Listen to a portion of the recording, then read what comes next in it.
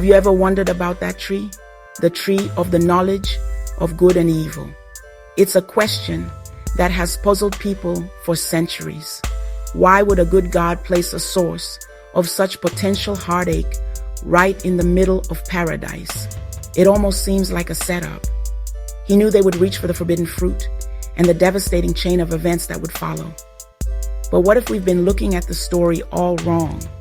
What if the tree wasn't a test, but a gift? What if it tells us more about God's loving heart than his power to prohibit? The answer reveals the kind of relationship God has always wanted with you and me. God didn't want puppets. He wanted children. For any real relationship to exist, there must be freedom. The tree was simply a boundary marker, a quiet testament to the freedom he had given them. A choice freely given is the only kind of love that has any real meaning. To understand the story, we must go back to the second chapter of Genesis. God sculpted a masterpiece, forming man from dust and breathing life into him. He planted a garden in Eden, a paradise bursting with life. God made every tree that is pleasant to the sight and good for food grow in this garden. In this wonderland, God placed two specific trees: the tree of life, a symbol of unending fellowship with God, freely available, and the tree of the knowledge of good and evil. God gave a clear instruction: you may eat of every tree, but not of the tree of knowledge of good and evil. For in the day that you eat of it, you shall surely die. This was a boundary of love designed for their protection. The two trees offered two paths: a path of life through trust and a path of death through self-reliance. Why did that second path even have to be an option? The answer is found in one of the most powerful words in any language: love. Real love cannot be forced. For love to be real, it must be chosen. If God had created Adam and Eve without the ability to choose against him, they would have been mere automatons. They would have been no different from the stars that are compelled to shine. Their obedience would have been impressive, but it would not have been love. It would have lacked the one ingredient that gives love its value: a willing heart. The tree of the knowledge of good and evil was the guardian of choice. It was the physical representation of the freedom that makes love possible. Its presence in the garden was a constant, silent declaration from God that said, I love you enough to let you choose. The God of the universe values our free will so highly that he was willing to risk the heartbreak of rejection. It is only when you have the freedom to be untrustworthy that your decision to be trustworthy becomes a powerful act of love and commitment. By placing that tree in the garden, God was inviting Adam and Eve into a relationship of profound trust. So, what was so special about the fruit of this particular tree? Was it a magical apple that instantly downloaded a database of moral information into Adam and Eve's minds? Not exactly. The name of the tree itself gives us the clue: the tree of the knowledge of good and evil. This wasn't about gaining intellectual information. God had already taught them what was good. His presence, his provision, the beauty of the garden, all of it was good. And he had told them what was evil, disobeying him and separating from him. The issue wasn't a lack of information. The issue was the source of that information and the right to define it. Eating from the tree was a symbolic act. It was a declaration of independence from God. It was humanity reaching out and saying, thank you for your opinion on what is good and evil, but we would like to decide for ourselves from now on. We want to be our own gods. We want to be the arbiters of our own morality. We no longer want to trust your definition of reality. We want to create our own. It was a desire to seize the authority, to determine right and wrong, to draw their own moral map of the universe without consulting the mapmaker. It was the creature attempting to usurp the role of the creator. The serpent's temptation in Genesis 3 makes this crystal clear. He didn't just say, this fruit tastes good. He went for the heart of the issue. He whispered, You will not surely die, for God knows that when you eat of it, your eyes will be opened, and you will be like God, knowing good and evil. There it is. The core temptation was not about a piece of fruit. It was about power, autonomy, and self-deification. The lie was that by rejecting God's one boundary, they could elevate themselves to his level. It was a promise of promotion through rebellion, a suggestion that God was holding them back from their true potential. This desire to be like God is the fundamental root of all sin. It's the voice that still whispers to us today. It's the urge to define our own truth, to live by our own rules, and to be the captain of our own soul. It's the belief that we know what's best for us, better than the one who designed us. Eating the fruit was the first expression of this cosmic rebellion. It was Adam and Eve choosing to trust their own judgment over the proven goodness of their Creator. The tree, therefore, represented a fork in the road of reality. One path defined by trust in God's goodness, and the other defined by trust in one's own wisdom. They chose the latter, and in doing so, they gained a knowledge of evil, not as a concept, but as a felt reality. It's easy to view the tree as a trap, but that misunderstands God's character. A loving Father establishes boundaries for well-being, not hidden landmines. God was transparent, clearly stating the consequence. It was a straightforward covenant of trust. He was saying, "This entire world is yours to enjoy. There is just one small restriction. Would you obsess over the one locked room or delight in the boundless generosity of the gift?" The tree was not there to frustrate, but to preserve the relationship that gave them life. By providing a choice, God elevated Adam and Eve to relational partners, honoring them with free will. A boundary is designed for freedom and safety. It shifts the focus to a profound divine love. He wanted sons and daughters who chose to love him. It was a sacred trust. Imagine you're a parent. You have a long hallway and a door at the end. Behind that door, dangerous tools and toxic chemicals. As a loving parent, what do? You don't get rid of the tools. You tell your child, never go through that door. It's dangerous. The locked door is a boundary born of care. You see dangers they can't yet comprehend. You're inviting them to trust your judgment. The house is a yes, but that door is a loving no. The child has a choice, trust or doubt. This mirrors the Garden of Eden. God gave them a world but said, "Don't go there." The serpent whispered, "Is God holding out on you?" They turned the knob, choosing distrust.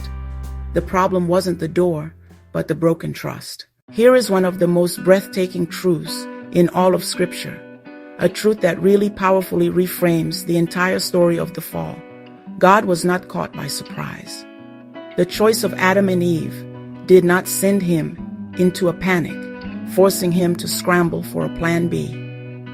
The Bible tells us that God's rescue plan was already in place before the world was even created.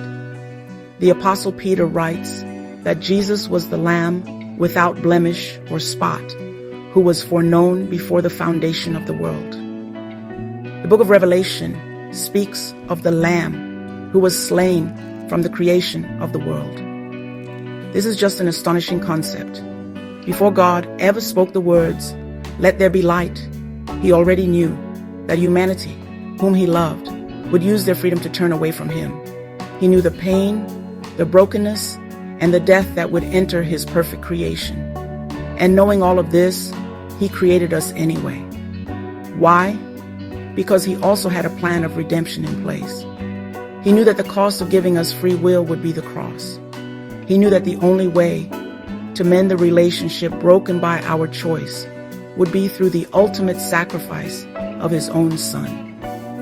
The cross was not God's reaction to sin. It was his pre-planned action of love in the face of sin. This demonstrates that the tree was never about God setting us up for a fall so he could punish us. If his goal was punishment, the story would have ended right there in the garden. But his goal has always been relationship. He allowed the possibility of the fall because he valued freedom, but he planned for the redemption because he valued us. He was willing to endure the pain of our rebellion in order to make possible the glory of our redemption. His love is so profound that he deemed the relationship worth the cost, and the cost was the life of his son. This is not the action of a distant, cruel deity. This is the heart of a loving father. So when we ask why God put the tree in the garden, we must also ask why he planned the cross before the foundation of the world. The two questions have the same answer: love. A love that honors freedom, and a love that pays any price to redeem it when it goes wrong.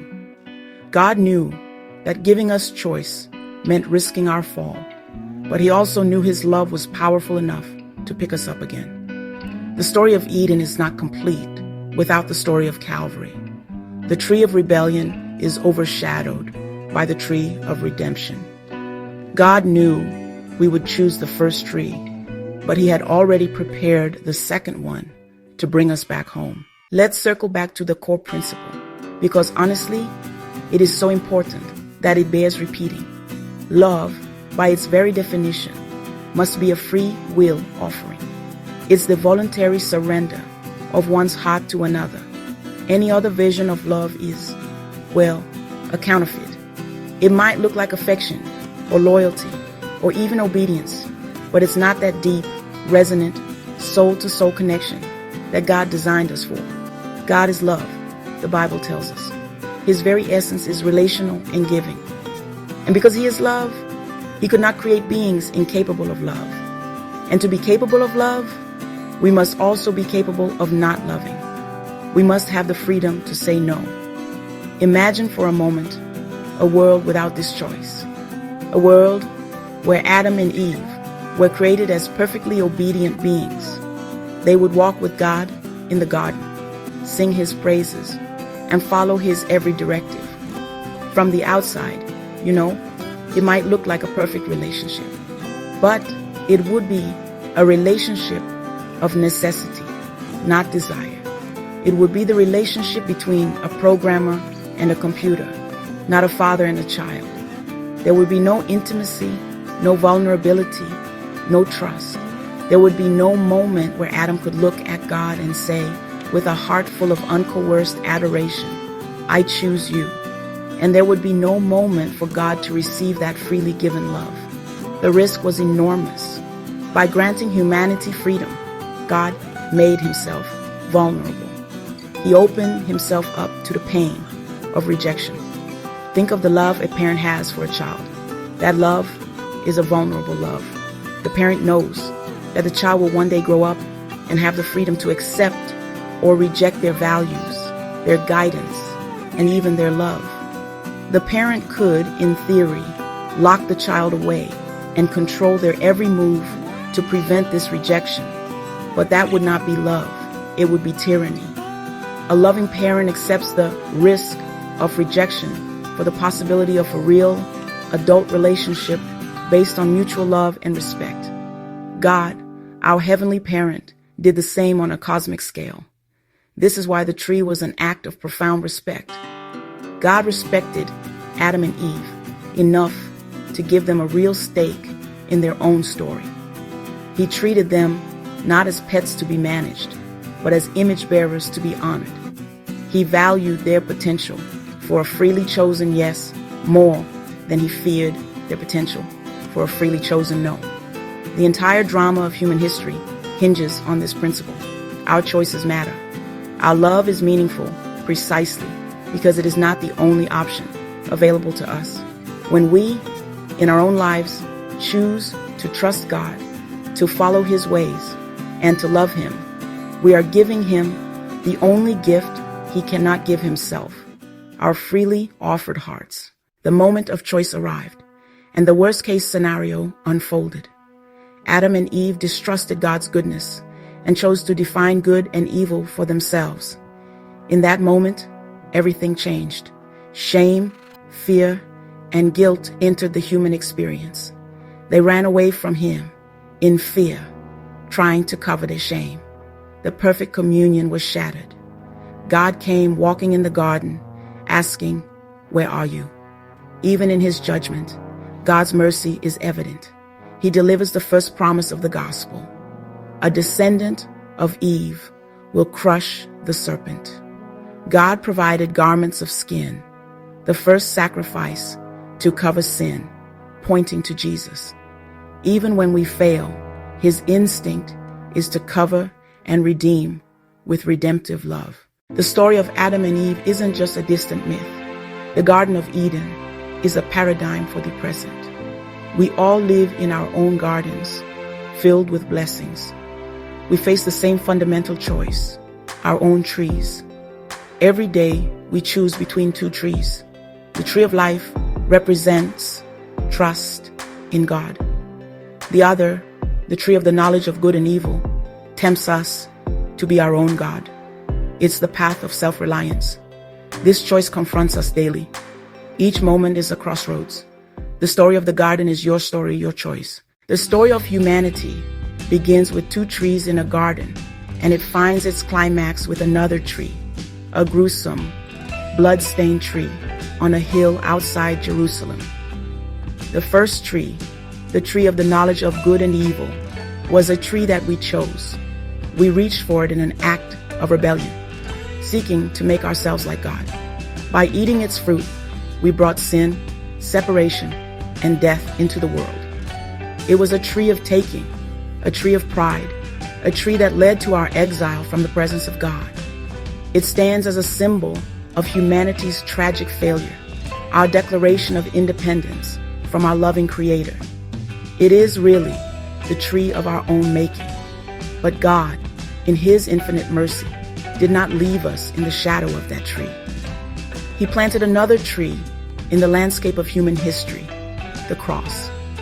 The cross, in the Roman world, was a symbol of ultimate shame, suffering, and death. It was an instrument of torture reserved for the worst of criminals. Yet God took this symbol of death and transformed it into the ultimate symbol of life. On this tree, Jesus, the Son of God, hung. He who knew no sin became sin for us. He took the curse that we deserved from eating from the first tree and bore it upon himself on the second tree. It was a divine exchange of staggering proportions. Notice the beautiful and profound symmetry. At the first tree, Adam, a man, reached out his hand in disobedience and brought death to all. At the second tree, Jesus, the God-man, stretched out his hands in perfect obedience and offered life to all.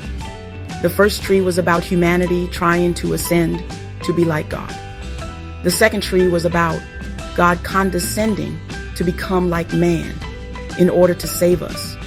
The fruit of the first tree was eaten in pride. The Savior on the second tree hung in utter humility.